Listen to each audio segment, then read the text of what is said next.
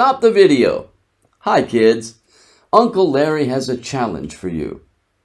When I was filming this video, I made a mistake. I said something about one of the pictures that clearly isn't true. I should have filmed that segment again, but I'm lazy.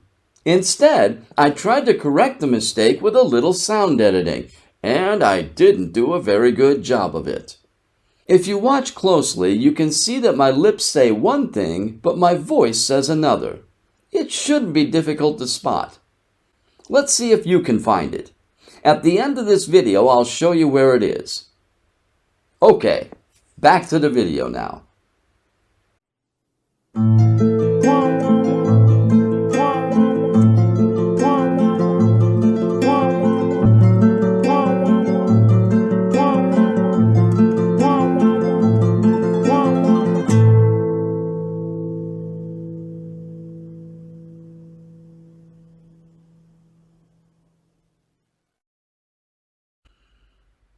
Hello, my PPs, and welcome to Turnglish. I'm your host and practice partner, Larry Chambers. Thanks for coming back. In today's video, we're going to look at some pictures my daughter and I have drawn to illustrate Chapter 1A of Companion. This is one of the best ways to learn new vocabulary words, especially at the beginner level. Many of you have spent a lot of time with babies and little kids who are just learning their native language. Some of you have children of your own, so you know how natural and common it is to say to a child, "Bak, kush, kush, kush de, kush." We all know instinctively that the best way for a person to learn a new word is to show them the object the word stands for and say the word aloud. In this way, the name of the object is associated directly with the object itself. From that moment on, the child sees a bird and hears in their mind the sound of the word kush. Or they hear the word kush and see an image in their mind of a bird. The image of a bird and the sound of the word kush are linked for them. But a strange thing happens when we learn a foreign language. For some reason, we forget the importance of direct association, and we switch to translation instead. Your teacher writes, "Bird equals kush," on the board. You copy the equation into your notebook, often without knowing the correct pronunciation. Then try to commit it to memory, repeating over and over, "Bird eşittir kuş, bird eşittir kuş, bird eşittir kuş." Now you have a longer and much more unnatural thought process. When you see a bird, you hear the word kush in your mind, then remember that it equals the English word bird. What's worse, when you hear an American say bird or a Brit say bird, you might not even understand the word because you memorized it as bird using Turkish phonetic pronunciation rules. Even if you do recognize the word, it still takes you some time to remember that it means kush before you get your mental image of a bird. And that's only one word. Imagine a whole sentence mentally translating each word. And don't forget that the most basic English sentences are subject, verb, object, while their Turkish equivalents are subject, object, verb. After translating the words, we have to untangle the sentences. And then there are the more advanced grammar rules. By the time you finish puzzling out what the first sentence means, your speaker is 2 or 3 sentences ahead of you.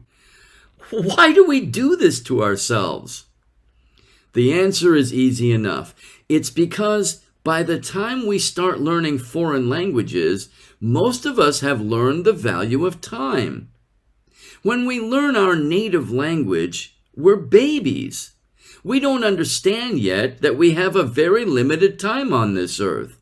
We don't know that it's going to take us 5 or 6 years to master our own native language well enough to go to school so that we can learn other things. We also have no other responsibilities. Learn your native language and learn not to poop on yourself. Those are the sum total of our responsibilities as toddlers. Our brains are like sponges, soaking up knowledge quickly. We learn dozens of new words every day without difficulty. We need to practice using those words, but for little kids, repetition is fun. Those of you who have small children know how much they love watching the same movie or hearing you read the same book over and over and over again. It bores us to tears, but they love it. By the time we get to school, we have started to outgrow this phase of our lives. Repetition isn't as much fun as it used to be. We prefer new experiences now. We've also learned that time is finite and in very limited supply. Spending more time on one thing means we have less for others. And with school come other responsibilities. Now other people have more demands on our time than they did when we were learning to talk. There are only 24 hours in a day, and now we have to give most of those hours to other people before we can do the things we want to do. So we look for shortcuts, and memorization and translation are much faster ways of learning vocabulary in a new language. How hard is it to remember that kush equals beard, or that saat equals whore? It's easy, right? Well, yeah, at the beginning. Memorizing 10 new words is easy. 100? Quite a bit more difficult. 1,000? Seems impossible. Some experts have estimated that native English speakers have vocabularies of, on average, around 40,000 words, and that half or more of these are passive, meaning that we understand them when we read or hear them, but we don't use them in our everyday speech and writing. Can you memorize 40,000 words? What about the 20,000 you'll never say out loud? After the first 1,000 words or so, it gets harder and harder to memorize more, and it takes up more and more of our time to keep them memorized. Add to that all the grammar rules, and we have a monumental task on our hands. Nobody has the time for that in their everyday lives. This is why new languages are easily learned at the starter level using traditional methods, but much more difficult to advance in than our native languages are. By contrast, in our native languages, we take more time at the beginning learning basic vocabulary. But as time goes by and we become more proficient, learning new vocabulary and grammar rules becomes faster and easier because we're using them on a daily basis. We don't have to go back and re-memorize words because we read, write, hear, and say them every day. In short, learning a foreign language in the classic style of translation and memorization is faster at lower levels and slower at higher ones.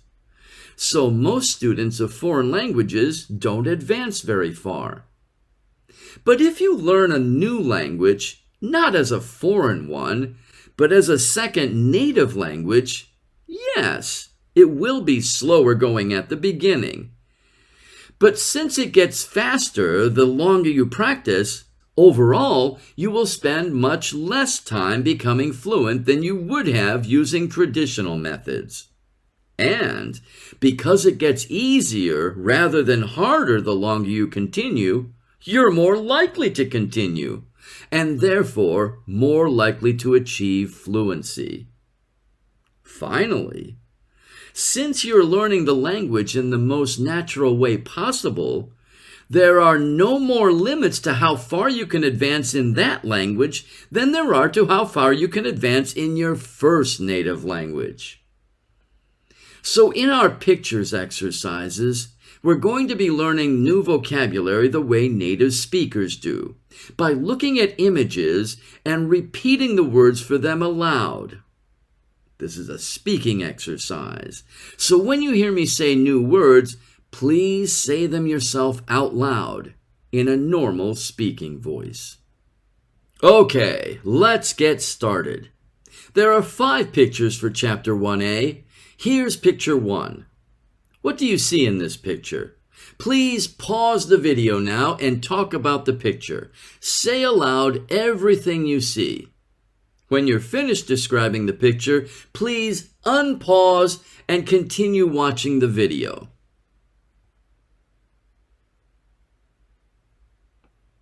All right, now I'm going to describe the same picture. I'll speak slowly. Please listen carefully. If you hear me say something differently from the way you described the picture, please pause the video and repeat what I said. Then unpause and continue watching. In English, when we talk about a picture, we normally describe the people first, then say where they are, and finally talk about what they're doing. So, I see a young boy and a woman. I can't see where they are. The woman is hugging the boy. Do you know this word? Hug. I'll repeat the sentence. The woman is hugging the boy. This means she is putting her arms around him to show she loves him. The boy is wearing a light green winter coat, a dark green ski cap, and black boots, so they might be outside. But the woman is wearing a purple blouse or sweater and blue shoes, so they might be inside. Both the boy and the woman have brunette hair. If you don't know this word, please repeat. Brunette. Did you stress the first or the second syllable? Turks usually stress the first syllable, brunette. But native English speakers stress the second syllable, brunette. Please repeat stressing the second syllable, brunette.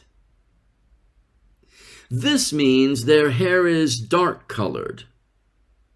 A brunette person has black or dark brown hair. The boy's pants are brown, and the woman's pants are blue. Pants is American English. British people call them trousers, but they don't pronounce the second R. Trousers. In British English, pants means underwear. The boy is holding a green cell phone in his right hand. Please repeat. Cell phone. Brits call this a mobile phone, but they pronounce mobile differently from Americans. Brits pronounce it mobile. How did you do? Did you get all the details right? Did you miss any details? Did you mention any details that I missed? Please comment on YouTube below the video. All right, here's a little surprise for you. We're going to do some guessing now. Who do you think the 2 people in this picture are? What's your guess? I'll repeat the question. Who are the 2 people in the picture?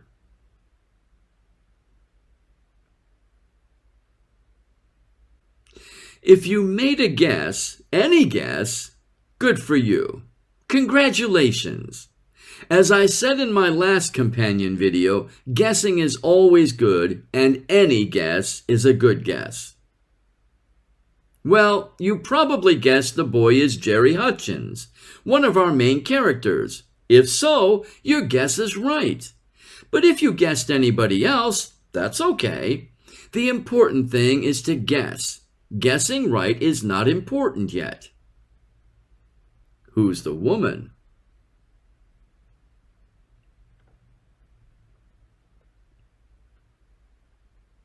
Did you guess Jerry's mother, Michelle? If so, that's a good guess too. But it's wrong. Again, that's okay. Any guess is a good guess. The woman in this picture is Jerry's aunt. Her name is Samantha. Most Americans pronounce the word ant to rhyme with ant, the insect. Most Brits pronounce it aunt to rhyme with want. However, many Americans pronounce it aunt, and a few British people pronounce it ant. The word aunt has 4 meanings in English. Your aunt can be your mother's or father's sister, or the wife of your mother's or father's brother. Next guess. Which of Jerry's aunts is Samantha? Is she his mother's sister, his father's sister, his mother's brother's wife, or his father's brother's wife? Excellent guess. Remember, your guess may be right or wrong, but it's never a bad guess. Not guessing is the only bad guess. Well, Samantha is Jerry's mother, Michelle's sister. She's another important character in our story, so we should remember her name. She appears in 4 out of our 5 pictures for Chapter 1a, and we're going to see her again later in the book. Last guess about picture 1, then we'll move on to the next picture. Is Samantha hugging Jerry hello, or is she hugging him goodbye? What's your guess? Is Samantha saying hello or goodbye to Jerry?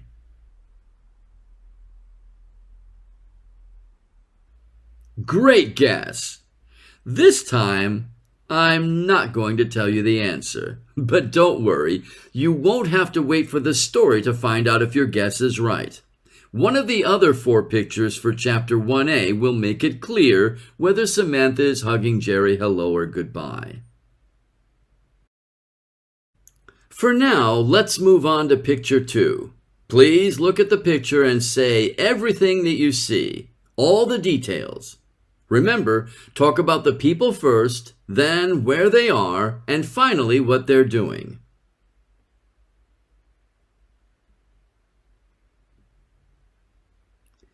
In this picture, we see a close-up of 2 hands holding a cell phone.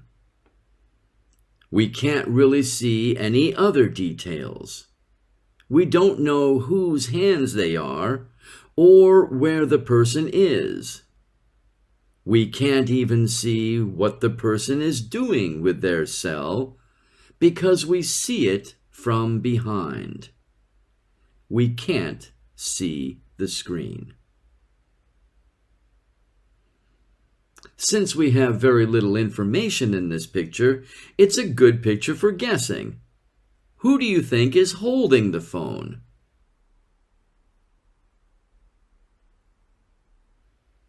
Very good guess. Did you say Jerry? That's the right answer, but it's okay if you got it wrong. Every guess is a good guess. The only bad guess is no guess at all. Jerry might be the most logical guess because this phone is green, and we saw him holding a green phone in picture 1. Also, the person holding this phone is wearing a light green coat, the same color as Jerry's. All right, next guess. In picture 2, where is Jerry sitting?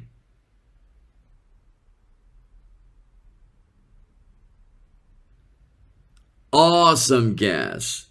Well, this time I'm going to let picture 5 tell us the answer.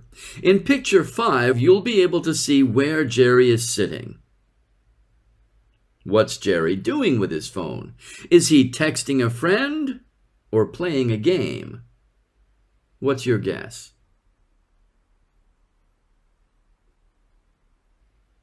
Another excellent guess. But this time I'm going to let the story answer my question. Now, before we move on to picture 3, let's play a quick game. There's something wrong with this picture. There's a mistake.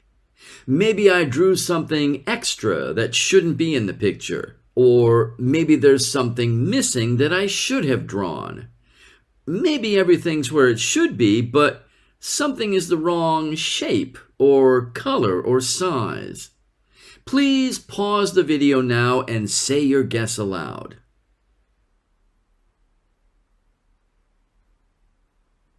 Okay, here's the answer. Jerry's holding a cell phone, and from the size and shape of it, it must be a smartphone. But it doesn't have a camera. Who ever heard of a smartphone without a camera? All right, we're going to take a look at picture 3 now. Please pause the video and describe the picture aloud. Remember to talk about all the details. Who do you see? Where are they? What are they doing?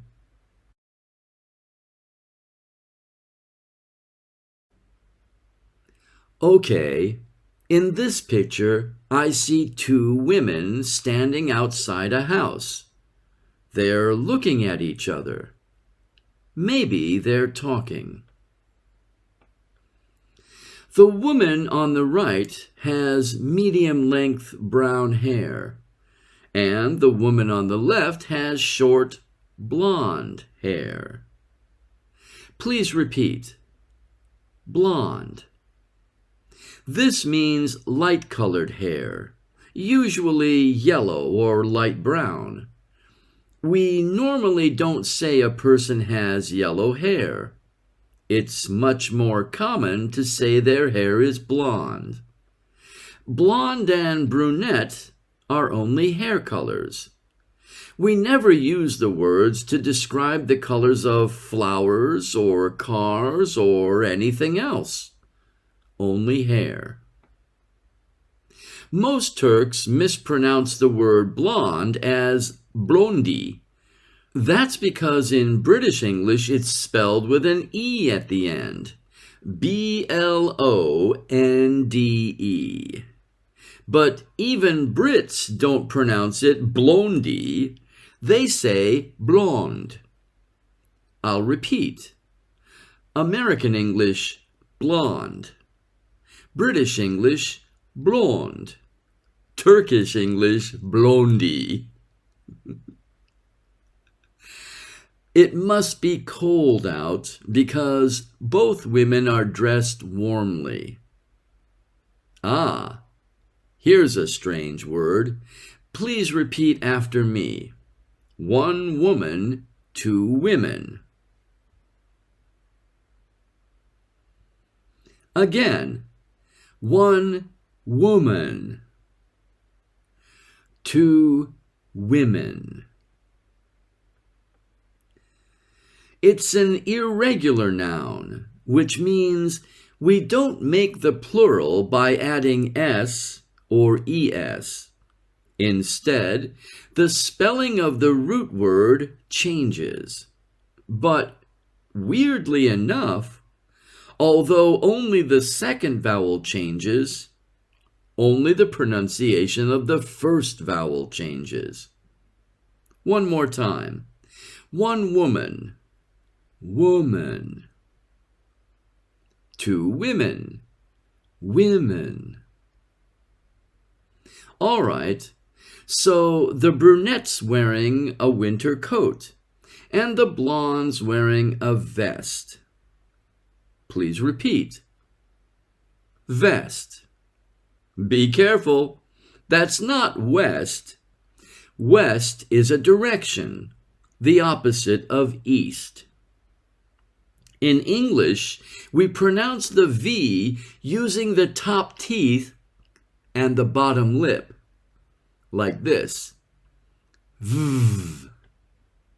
Again. V. We make the W sound using only the lips. W. Once more. W. There's no W in Turkish, so Turks typically pronounce W's and V's the same when they speak English. But native speakers pronounce the two letters very differently. Let's practice both again. The piece of clothing is a vest. Vest. The direction is west. West. The British English term for a winter vest is a sleeveless jacket.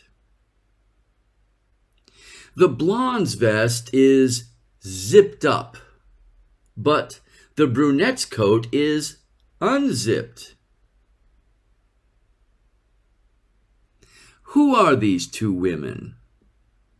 What's your guess?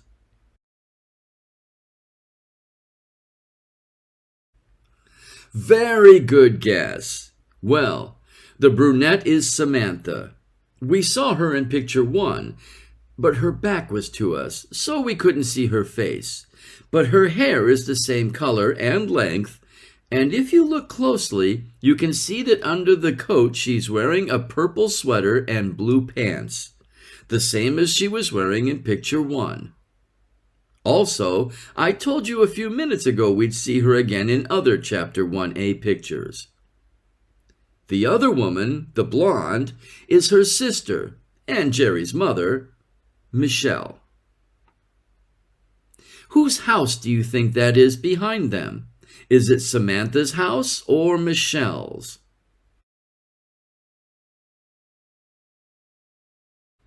Excellent guess. But this is another question that will be answered in picture 5. We played a little game with picture 2 called What's Wrong? Let's do the same with this picture. Please pause the video and see if you can find the mistake. Very good guess. Remember, every guess is a good guess. The only bad guess is no guess at all. Well, the mistake is here at the window on the right. This window has 4 panes, or pieces of glass. Between the panes are pieces of wood, separating the panes and holding them in the window. This piece of wood is called a muntin. In some windows, the muntins are made of metal or plastic instead of wood. This window has 2 horizontal muntins and 2 vertical ones. The horizontal muntin on the right goes behind the Christmas tree, but the Christmas tree is inside the house, behind the window and its muntin, so it's impossible for the muntin to be behind the tree. Okay, how was your guess? Did you guess right? Did you find any other mistakes? If so, please comment below the video. This Christmas tree is pretty typical. It has yellow tinsel, brightly colored ornaments and lights, and a star at the top. Also, there are presents underneath it. There's also a red curtain or drape at the window. The house is blue and has a green roof. The front door is brown. One last detail. Michelle's holding a red purse in her right hand. Did I miss anything?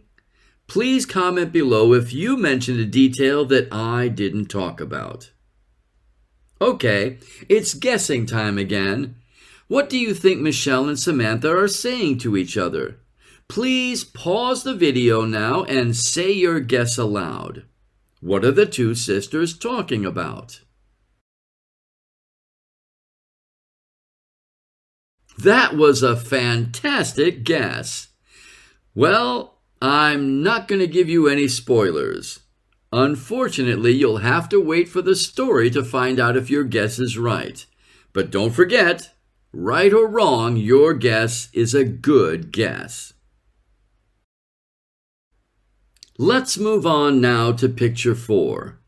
Pause the video, please, and say aloud everything you see in the picture. The people, where they are, and what they're doing.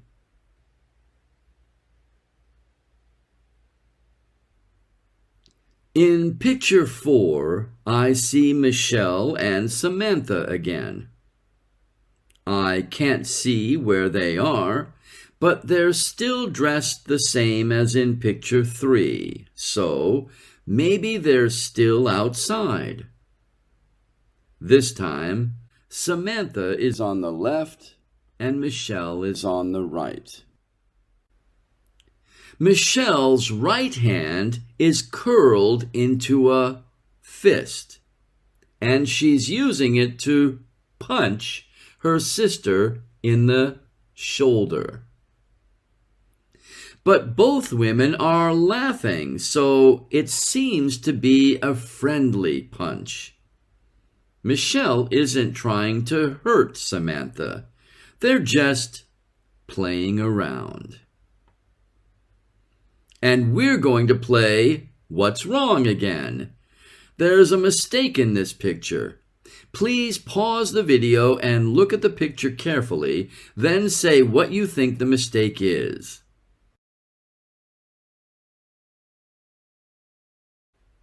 This was a difficult one.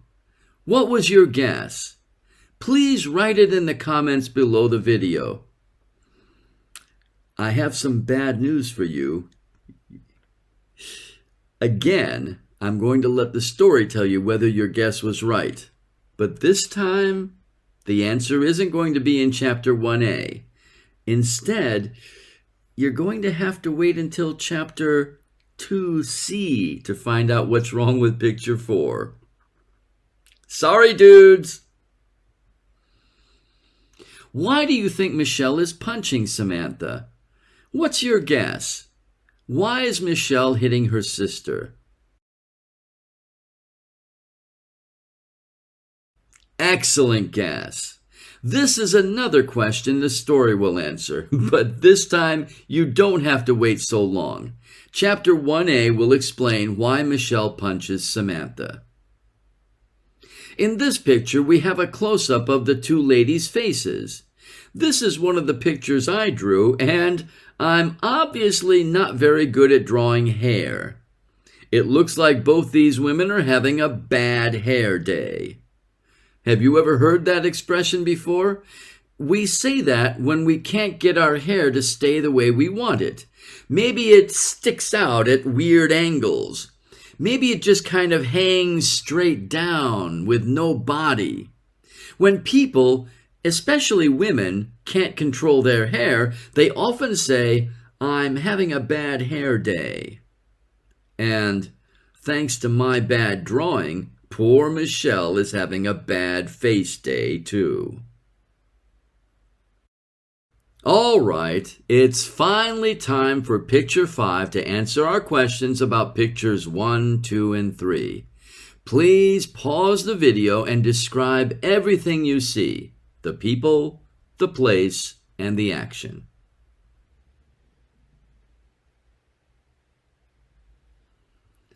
All right, in Picture 5, I see Samantha looking at a black car and waving her left hand. Her coat is still unzipped, and she's holding it closed with her right hand. This car is an SUV. That's an abbreviation, a shortening of a word, phrase, or name. Most abbreviations use just the beginning or initial letters. SUV stands for Sport Utility Vehicle.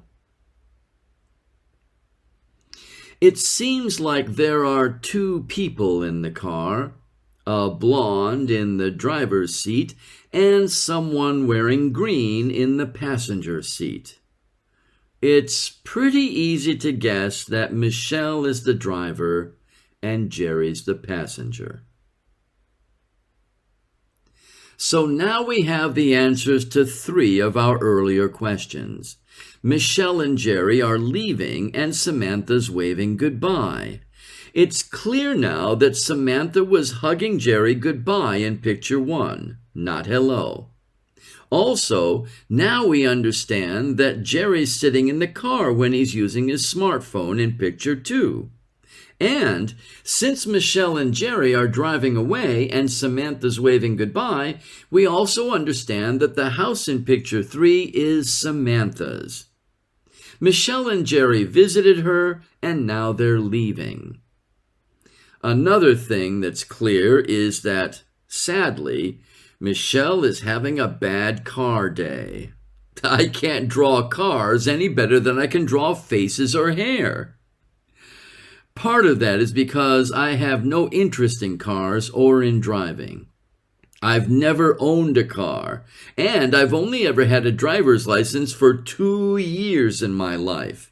And that was in the early 1990s, half my lifetime ago. I'm telling you this because now we're going to learn some vocabulary about the parts of a car. Since I don't like cars, you can be sure that these words we're going to learn are very basic.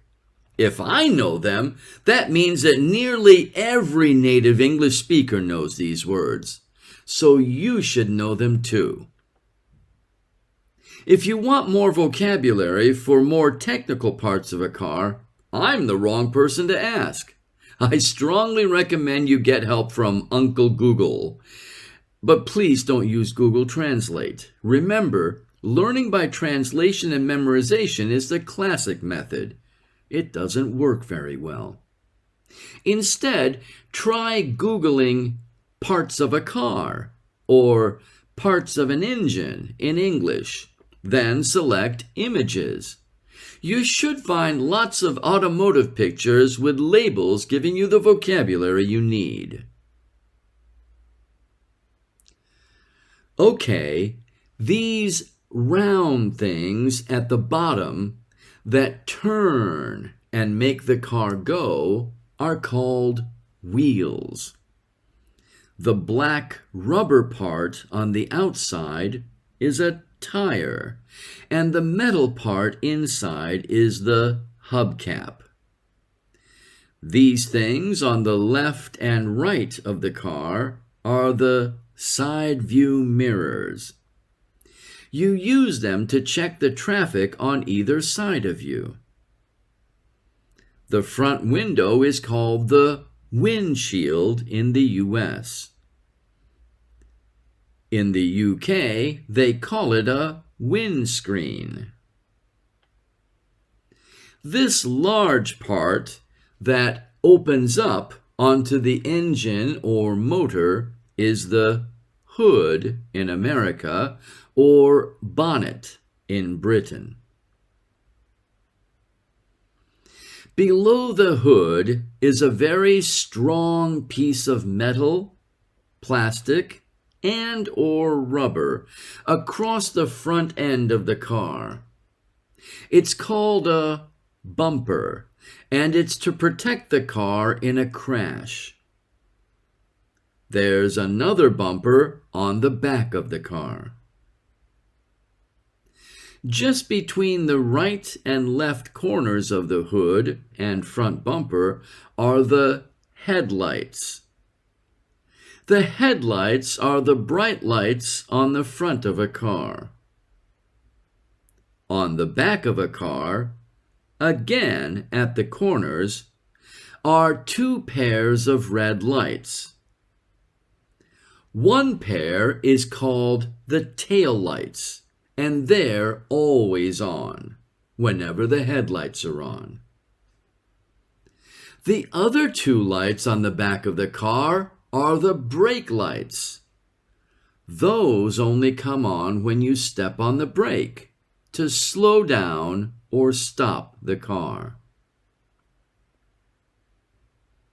And that's everything I see in this picture. Did you get all of these details? Did I miss any details that you mentioned? Did I get the names of any of the parts of the car wrong? If so, please let me know in the comments. And now we're going to play What's Wrong again. There's something wrong with this picture. To be honest, I didn't draw it wrong on purpose. I just made a stupid mistake, and my daughter noticed it after I finished the picture. What's the mistake? Please pause the video and inspect the picture, then say your guess aloud.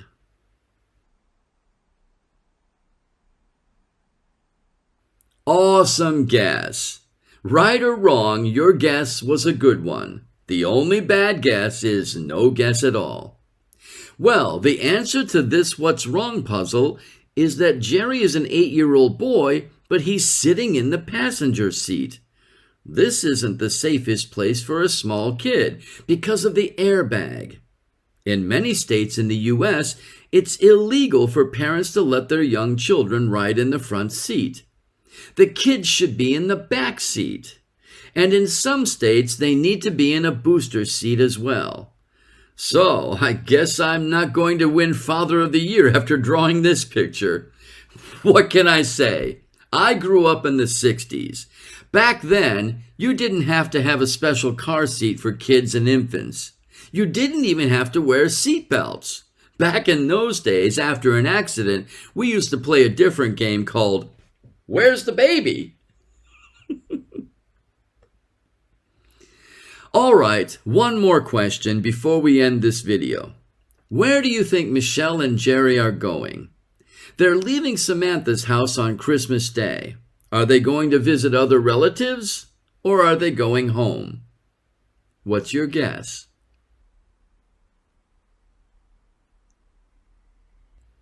Excellent guess. But this time I'm going to let the story answer our question.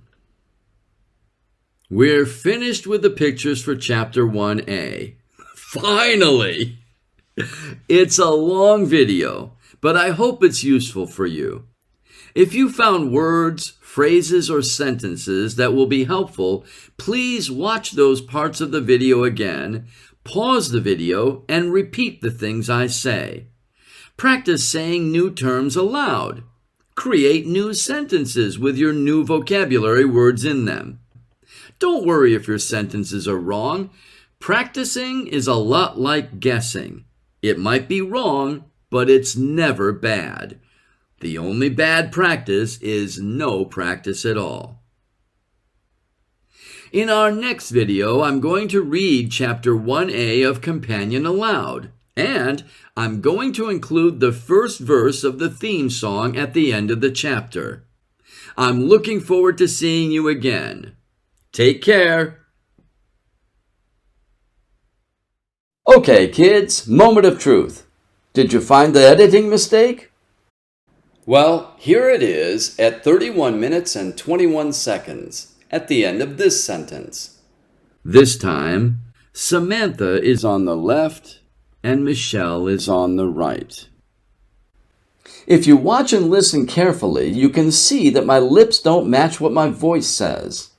Here's the same sentence again in the raw, unedited video. This time, Samantha is on the right and Michelle is on the left. When I noticed my mistake, I simply recorded my voice saying the same sentence again, this time correctly, then copy-pasted it over the wrong sentence. All right, let's get back to the credits. Arguably the most interesting part of this video.